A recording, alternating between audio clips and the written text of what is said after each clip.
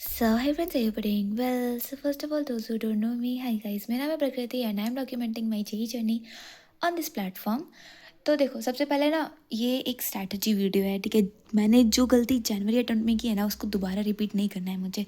यही सबसे बड़ी स्ट्रैटेजी होगी मेरी।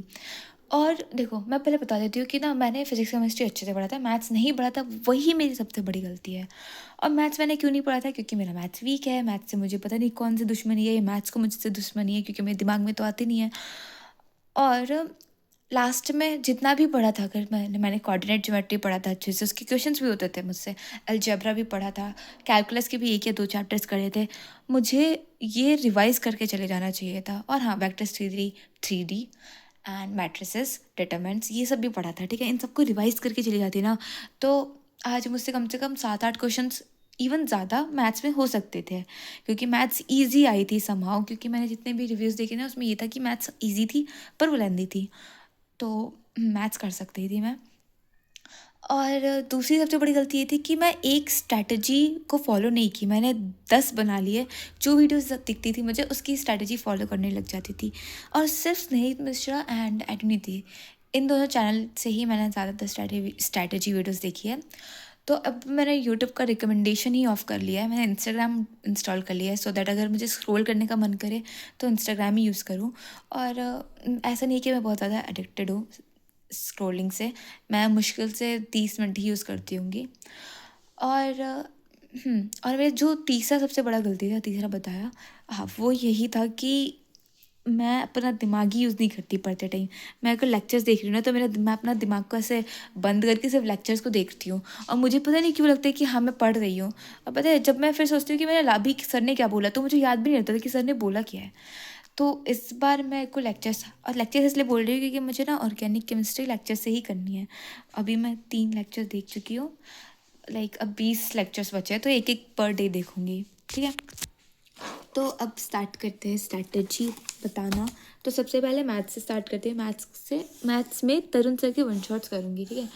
और तरुण सर ही एक ऐसे टीचर है जिनका मुझे समझ आता है। मैंने अरविंद कालिया सर का भी ट्राई कर लिया है वन शॉट देखना, पर मुझसे समझ ही नहीं आता, तो मैंने तरुण सर का ही देखना है। और देखो, अलजेब्रा के लिए ना उनका एक 11th का एक रिवीजन सीरीज़ है, जिसमें मैक्सिमम 3 घंटे की वीडियोज़ है, ठीक है, मैक्सिमम।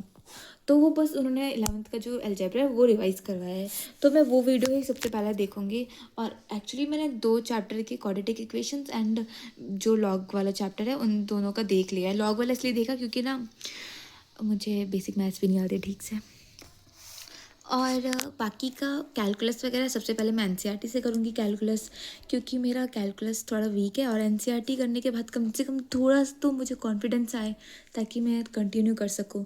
हाँ, तो सीरीज मतलब लाइक मैं सीक्वेंस में बताऊँ तो देखो, सबसे पहले तरुण सर के वन शॉट्स देखूँगी और PYQs करूँगी, और मॉड्यूल से क्वेश्चंस, मॉड्यूल से मैं एग्जाम्पल्स करूँगी, ठीक है। और एनसीईआरटी बस। अब फिज़िक्स का बताती हूँ। फिज़िक्स देखो, मैंने मैथ्स वाला ज़्यादा अच्छे से एक्सप्लेन नहीं किया है, क्योंकि इसको मैं कभी और एक्सप्लेन करूँगी, लाइक 10 फरवरी के बाद, क्योंकि अभी मुझे पहले इसे अप्लाई करना है, ठीक है। तो इसलिए भी मैं ज़्यादा नहीं बता रही इस बारे में। बट हाँ, अगर आप लोगों को फिज़िक्स का रिवीजन करना है और अप्रैल अटेम्प्ट के लिए प्रिपरेशन करना है, तो आप लोग ना रिवर्स सिलेबस मेथड का यूज़ करो, ठीक है। और ये मेथड क्या है? ये मेथड मैंने कहीं से देखा नहीं है, ये बस मैं ऐसे ही सोच रही थी कि मुझे फिज़िक्स कैसे रिवाइज करना है। तो इसमें ऐसा है कि आपको रे ऑप्टिक्स से स्टार्ट करना है, ठीक है। Ray optics, modern physics, optics वगैरह, ऐसे लाइक बैक साइड, सिलेबस के बैक साइड से स्टार्ट करना है। क्योंकि जब भी हम कभी रिवीजन स्टार्ट करते हैं, हम फ्रंट से करते हैं, और फ्रंट वाले जो चैप्टर्स होते हैं, काइनेमेटिक्स, LOM, ये सब बहुत बार रिवाइज कर चुके होते हैं हम, तो इसलिए थोड़ा बोरिंग हो जाएगा। इसलिए मैंने सोचा है कि लास्ट से ही स्टार्ट करूँगी। और लास्ट से करने में ये होगा कि मेरा साथ के साथ पोर्ट्स लेवल का भी थोड़ा बहुत पढ़ सकती हूँ मैं साथ में ही। तो इसके लिए मैं PYQs एंड HCV करूँगी। HCV इसलिए क्योंकि ना देखो, मैं सच बता रही हूँ, HCV से अच्छी बुक कोई भी नहीं है कॉन्सेप्ट क्लियर करने के लिए। लाइक मेरा ना ऐसा कुछ मिस्टेक्स हो जाता था, लाइक कॉन्सेप्ट मुझे समझ नहीं आता था फिज़िक्स में, तो मैं HCV को ही प्रेफर करती थी। HCV के एग्जांपल्स कर लिया, या फिर HCV को मैं कुछ कुछ पार्ट्स, लाइक कुछ टॉपिक्स मैं रीड करती थी। लाइक जो ना मेरा सबसे ज़्यादा स्ट्रॉन्ग, अगर कोई पार्ट है फिज़िक्स में, तो वो हीट है, ठीक है। तो हीट मैंने एससीवी से ही किया था, इसलिए मुझे समझ आता था, क्वेश्चंस भी बन जाते हैं। और रिवीजन के लिए एडुनिटी से, और हाँ, रिवीजन के लिए एडुनिटी से, ठीक है। एडुनिटी के लाइक फार्मूलाज वाले जो है वो, और आरबीएस भी बहुत ज़्यादा यूज़फुल है, ठीक है। आप लोगों को भी करना चाहिए। देखो 4 mark series and sure shot जो थे वो मेरे लिए हेल्पफुल नहीं थे, पर आरबीएस था, तो इसलिए आरबीएस भी कर सकते हो आप लोग। और मैं केमिस्ट्री की बात करूँ तो मैंने physical chemistry and inorganic chemistry को बहुत अच्छे से करा हुआ है ऑलरेडी, बहुत अच्छे से। लाइक मैंने इनऑर्गेनिक के ना मैंने सारे चैप्टर करे थे, बट एंड में मैंने revise D and F block नहीं किया था एंड सॉल्ट एनालिसिस नहीं किया था रिवाइज, तो अब उसको तो साथ में करना ही है। और रिविजन मैं वोरा क्लासेस के माइंड मैप सीरीज़ से ही करूँगी, ठीक है। माइंड मैप सीरीज़ जेन्युइनली बता रही हूँ, वो बहुत ज़्यादा हेल्पफुल है। और उसके लाइक मैंने शॉर्ट नोट्स भी बना रखे हैं, आपको दिखाती हूँ। हाँ देखो, एक मैंने ऐसे माइंड मैप सीरीज़ से ये भी बना रखा है, ये केमिकल बॉन्डिंग का है, और ये काफ़ी यूज़फुल था। इससे ना मुझे 10 मिनट में, 10 मिनट भी नहीं, इवन उससे लेस में ही मैंने पूरा केमिकल बॉन्डिंग रिवाइज कर सकती हूँ, तो इसलिए मैं माइंड मैप सीरीज़ की बात कर रही हूँ। और इसके बाद PYQs सॉल्व करना है। PYQs मैं मार्क्स ऐप से सॉल्व करती हूँ, ठीक है, क्योंकि एक तो वो इंटरेस्टिंग भी बनाता है। अगर मुझे कुछ समझ नहीं आ रहा तो मैं पहले हिंट देख लेती हूँ, और फिर भी आंसर मुझसे गलत हुए तो मुझे सोल्यूशन मिल जाता है। ये प्रमोशन नहीं है अगेन। हाँ, तो ये हो गया PYQs के लिए। एंड फिज़िकल केमिस्ट्री, देखो फिज़िकल केमिस्ट्री आप लोगों को भी पता है कि उतनी इजी नहीं है। इनऑर्गेनिक फिर भी इजी है एंड ऑर्गेनिक भी इजी है, पर फिज़िकल केमिस्ट्री उतनी इजी नहीं है। तो अगर मुझे ज़रूरत पड़े तो मैं वन शॉट से करूँगी। और वन शॉट में लाइक ऐसा है ना कि उसके फार्मूलाज याद नहीं होते, उसमें बहुत सारी चीज़ें, नंबर्स वगैरह याद रखने पड़ते हैं, तो मैं प्रेफर करूँगी कि मैं शॉर्ट नोट्स बना लूँ और शॉर्ट नोट्स को ही रिवाइज करती रहूँ। और वन शॉट जैसे केमिकल इक्विलिब्रियम हो गया, आयोनिक हो गया एंड थर्मोडाइनमिक्स हो गया, और सबसे बेकार चैप्टर मुझे केमिकल काइनेटिक्स लगता है, तो ऐसे चैप्टर्स के ही वन शॉट देखूँगी। और ये तो फिर इफ़ नीडेड ज़रूरत पड़ी तो, और बाकी PYQs तो 100% करना है। PYQs करने के बाद मैं टेस्ट वगैरह इसके देती रहूँगी। फिज़िक्स केमिस्ट्री की सबसे ज़्यादा मुझे टेस्ट देनी है, और मैथ्स का भी मैं दूंगी, बट बोर्ड्स के बाद ही। और ऑर्गेनिक की बात करूँ तो ऑर्गेनिक अभी वैसे मैंने बता ही दिया है कि मैं ऑर्गेनिक पंकज सर से कर रही हूँ, बैच से, प्रयास 2.0 में। उन्होंने ना लाइक मैकेनिज़्म को ऐसा चैप्टर वाइज नहीं करवाया, उन्होंने मैकेनिज़्म को ही करवाया है। तो उसमें 23 लेक्चर्स हैं, और उसमें से मैंने 3 लेक्चर्स देख लिए, तो अब 20 बचे हैं। तो एक दिन में एक लेक्चर करके, और साथ के साथ DP भी सॉल्व करना, और होमवर्क क्वेश्चंस करके हो सकता है। और मेरे पास ऑलरेडी मैकेनिज्म मंत्रा बुक भी है, ये वो बुक है जो कि बहुत हेल्पफुल होगी अगर आप लोगों ने ले लिया, और ये सस्ती भी है, मैंने शायद से इसे 120 रुपये में लिया था, तो हाँ आप इसे यूज़ कर सकते हो। बाकी ये आप लोगों पे डिपेंड करता है, कुछ लोगों का ऑर्गेनिक स्ट्रॉन्ग होता है, मेरा भी स्ट्रॉन्ग था, पर पता नहीं क्यों मुझे लग रहा है कि मुझे ऐसे ही करना चाहिए।